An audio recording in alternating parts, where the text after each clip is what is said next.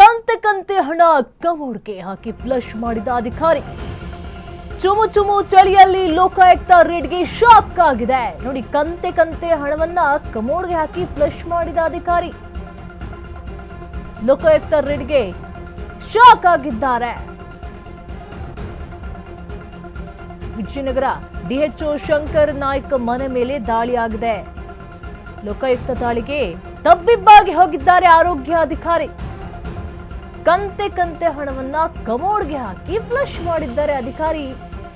ಅರ್ಧ ಗಂಟೆ ಅಧಿಕಾರಿಗಳನ್ನ ಹೊರಗೆ ಕಾಯಿಸಿದ್ರಂತೆ. ಅವ್ರು ಬಂದಿದ್ದಾರೆ, ಈ ಹಣ ಎಲ್ಲಿಡ್ಬೇಕಂತ ಗೊತ್ತಾಗ್ತಾ ಇಲ್ಲ, ಯಾ ಗೋಡೆ ಅಡಿ ಬಚ್ಚಿಡೋದಕ್ಕೂ ಆಗೋದಿಲ್ಲ, ದಿಂಬು ಕಡಿ ಬಚ್ಚಿಡೋದಕ್ಕೂ ಆಗೋದಿಲ್ಲ, ಕಾಟ್ ಕೆಳಗೆ ಬಚ್ಚಿಡೋದಕ್ಕೂ ಆಗೋದಿಲ್ಲ, ಹೋಗಿ ಕಮೋಡ್ಗೆ ಹಾಕಿ ಫ್ಲಶ್ ಮಾಡಿಬಿಟ್ಟಿದ್ದಾರೆ. ಬೆಳಗ್ಗೆಯಿಂದಲೂ ಕೂಡ ದಾಖಲೆಯನ್ನ ಪರಿಶೀಲನೆ ನಡೆಸ್ತಾ ಇದ್ದಾರೆ ಅಧಿಕಾರಿಗಳು. ಆದ್ರೆ ಅಧಿಕಾರಿಗಳು ಮಾತ್ರ ಹಿಡಿದಂತಹ ಜಾಡನ್ನ ಬಿಡ್ಲೇ ಇಲ್ಲ. ಅಂತೂ ಎಲ್ಲಿ ಹೋಗಿದೆ ಹಣ ಅಂತ ಹೇಳಿ ಹುಡುಕಾಟವನ್ನ ನಡೆಸಿದ್ದಾರೆ. ಅಧಿಕಾರಿಗಳು ಬಂದಂತ ಸಮಯದಲ್ಲಿ ಶಾಕ್ ಆಗಿದೆ. ಏನು ಮಾಡಬೇಕು, ಹಣವನ್ನ ಎಲ್ಲಿಡಬೇಕು ಅಂತ ಹೇಳಿ ಗೊತ್ತಾಗ್ತಾ ಇಲ್ಲ, ಎಲ್ಲಿ ಬಚ್ಚಿಡೋದಕ್ಕೂ ಕೂಡ ಆಗ್ತಾ ಇಲ್ಲ. ಕಂತೆ ಕಂತೆ ಹಣವನ್ನ ಕಮೋಡ್ಗೆ ಹಾಕಿ ಫ್ಲಶ್ ಮಾಡಿದ್ದಾರೆ ಅಧಿಕಾರಿ. ಚುಮು ಚುಮು ಚಳಿಯಲ್ಲಿ ಲೋಕಾಯುಕ್ತ ರೇಡ್ ಬಹಳ ಶಾಕ್ ಆಗಿದೆ.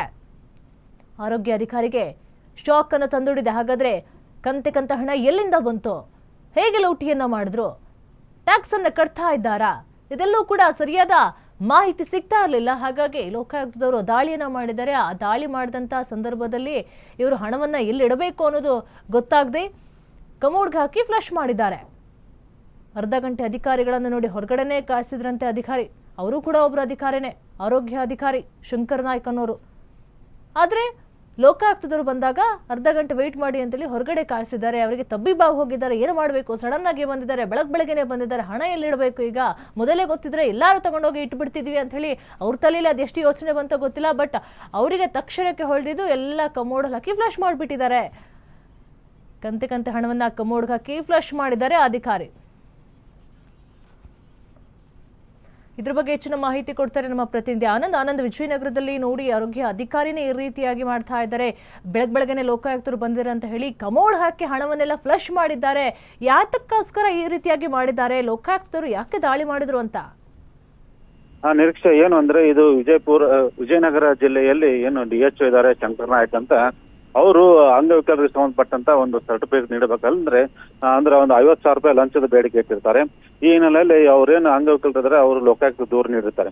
ಹೀಗಾಗಿ ಲೋಕಾಯುಕ್ತರು ಇವತ್ತು ಬೆಳಗ್ಗೆ ದಾಳಿ ಮಾಡಿದ್ದಾರೆ. ಆ ದಾಳಿ ಮಾಡುವ ಸಂದರ್ಭದಲ್ಲಿ ಏನು ಮೊದಲು ಇವರು ಲೋಕಾಯುಕ್ತ ದಾಳಿ ಅಂತ ಅವ್ರಿಗೆ ಮಾಹಿತಿ ಗೊತ್ತಾಗಿದ ನಂತರ ಏನು ಸರಿಯಾಗಿ ಅವ್ರಿಗೆ ರೆಸ್ಪಾನ್ಸ್ ಮಾಡೋಲ್ಲ. ಆ ನಂತರ ಇವರು ID ಕಾರ್ಡ್ ತೋರಿಸಿದ ನಂತರ ಅವರು ಲೋಕಾಯುಕ್ತ ಅಂತ ಹೇಳಿ ಒಳಗೆ ಬರ್ತಾರೆ. ಹೀಗಾಗಿ ಅವ್ರೇನು 50,000 ರೂಪಾಯಿ ಹಣ ಅದು ಏನು ಅವನ ಹತ್ರ ಇರುತ್ತೆ, ಅವರು ಏನ್ ಮಾಡ್ತಾರೆ, ಅಲ್ಲಿ ಏನು ಕಮೋಡ್ ಇರುತ್ತೆ, ಅದು ಏನು ಟಾಯ್ಲೆಟ್ ಅಲ್ಲಿ ಕಮೋಡ್ ಇರುತ್ತೆ, ಆ ಕಮೋಡ್ ಅಲ್ಲಿ ಹಾಕಿ ಫ್ಲಶ್ ಮಾಡ್ಬಿಟ್ಟಿರ್ತಾರೆ. ಹೀಗಾಗಿ ಅವ್ರಿಗೆ ಅನುಮಾನ ಬಂದು ಅವರು ಅದೆಲ್ಲ ಚೆಕ್ ಮಾಡಿದಾಗ ಇದು ಬಹಿರಂಗಗೊಂಡಿದೆ. ಒಟ್ಟಾರೆ ಇವು ಏನು ಡಿಎಚ್ಒ ಶಂಕರ್ ನಾಯ್ಕ್ ಇದ್ದಾರೆ, ಸಾಕಷ್ಟು ಅವ್ರ ಮೇಲೆ ಆರೋಪಗಳಿವೆ. ಆರೋಪಗಳ ಹಿನ್ನೆಲೆ ಲೋಕಾಯುಕ್ತ ದಾಳಿ ಮಾಡಿದ್ದಾರೆ. ಬೆಳಗ್ಗೆಯಿಂದ ದಾಳಿ ಏನು ಒಂದು ತನಿಖೆ ಮಾಡ್ತಾ ಇದ್ದಾರೆ. ಅಂದ್ರೆ ಕಾಗದ ಪತ್ರಗಳು ಸಹ ತನಿಖೆ ಮಾಡ್ತಾ ಇದ್ದಾರೆ. ಮತ್ತೆ ಎಷ್ಟು ಇವರು ಅಕ್ರಮವಾಗಿ ಆಸ್ತಿ ಏನೋ ಒಂದು ಮಾಡಿದ್ದಾರೆ, ಏನೆಲ್ಲ ಮಾಡಿದ್ದಾರೆ, ಎಲ್ಲೆಲ್ಲಿ ಆಸ್ತಿ ಮಾಡಿದ್ದಾರೆ ಎಂಬುದನ್ನು ಎಲ್ಲ ತನಿಖೆ ಮಾಡ್ತಾ ಇದ್ದಾರೆ. ಏನು ರಾತ್ರಿ ಸಮಯದಲ್ಲಿ ಪೂರ್ಣ ಮಾಹಿತಿ ಆದ ನಂತರ ಅವರು ನಿಖರವಾದಂತ ಮಾಹಿತಿ ತಿಳಿದು ಬರಲಿದೆ ನಿರೀಕ್ಷೆ. ಈಗ ಅವ್ರೇನ್ ಟ್ಯಾಕ್ಸ್ ಕಟ್ಟಿರ್ಲಿಲ್ವಾ, ಅಥವಾ ಸರಿಯಾದ ಏನು ದಾಖಲೆಗಳು ಇರ್ಲಿಲ್ವಾ, ಅಥವಾ ಯಾತಕ್ಕೋಸ್ಕರ ಅವರು ಕೂಡ ಒಬ್ರು ಅಧಿಕಾರಿ ಈಗ ಲೋಕಾಯುಕ್ತದ್ರು ಬಂದಿದ್ದಾರೆ ಅಂದ ತಕ್ಷಣ ಅರ್ಧ ಗಂಟೆ ಹೊರಗಡೆ ವೆಯ್ಟ್ ಮಾಡಿಸಿದ್ದಾರೆ, ಅಥವಾ ಏನೆಲ್ಲ ಹಿನ್ನೆಲೆ ಇದೆ ಅಂತ ಅವ್ರಿಗೆ? ಅಂದ್ರೆ ಈಗ ಲೋಕಾಯುಕ್ತ ಅಂತ ದಾಳಿ ಆದ್ಮೇಲೆ ಅವ್ರು ಮೊದಲು ಭಯಭೀತಗೊಂಡಿರ್ತಾರೆ. ಭಯಭೀತಗೊಂಡಿದ್ದು ಮನೆಯಲ್ಲಿ ಇರುವಂತ ಏನು ದಾಖಲಾತಿಗಳು ಇರ್ಬೋದು, ಅಥವಾ ನಗದು ಹಣ ಇರ್ಬೋದು, ಆ ನಗದು ಹಣ ಏನು ಅವ್ರಿಗೆ ಸಿಗಬಾರದನ್ನು ಉದ್ದೇಶದಿಂದ ಈ ತರ ಮಾಡಿದ್ದಾರೆ ಒಂದೇದು. ಮತ್ತೆ ಈ ಹಿಂದೆ ಇವರು ಏನು ಒಂದು ಭ್ರಷ್ಟಾಚಾರದ ಆರೋಪ ಸಹ ಇದ್ದು, ಮತ್ತು ಯಾವುದೇ ಕೆಲಸ ಆಗ್ಬೇಕಾದ್ರೂ ಸಹ ಲಂಚದ ಬೇಡಿಕೆ ಸಾಕಷ್ಟು ಇಡ್ತಿದ್ರು ಅಂತ ಹೇಳಿ ಒಂದು ಸಾರ್ವಜನಿಕರಲ್ಲಿ ಮಾತು ಕೇಳಿ ಬರ್ತಾ ಇತ್ತು.